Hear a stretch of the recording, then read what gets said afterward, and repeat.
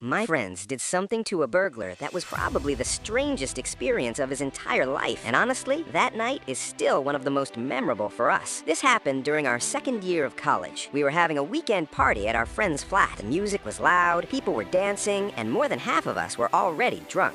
That's when someone suddenly remembered that the storeroom door downstairs was open, even though no one ever goes there. At first, everyone thought someone must have forgotten to close it. But then, someone noticed the light was on inside. When we slowly went downstairs, we saw a man opening cupboards and stuffing mobile phones, watches, and anything else he could grab into a bag. For a second, everyone froze. The next moment, someone shouted, "Bro, that's a thief!" A few people backed away in fear, but the guys at the party had already lost all sense by then. One guy grabbed a broom, another picked up a doormat, and one true genius showed up with a rope, the kind used for drying clothes. The thief saw us and tried to run immediately, but 5 drunk guys had turned into human speed breakers. He slipped, fell, and the next moment, he was on the ground. We didn't hit him, we just surrounded him. He was so scared he couldn't even make a sound. Then the tying ceremony began. Someone tied his hands, someone tied his legs, and someone joked, "Bro, let's gift wrap him." 10 minutes later, he looked less like a human and more like some kind of weird package. The police had already been called, but there was no sign of them yet. In the meantime, someone sat him down on a chair and placed water in front of him, which he couldn't even drink. Some people were taking selfies, some were recording videos,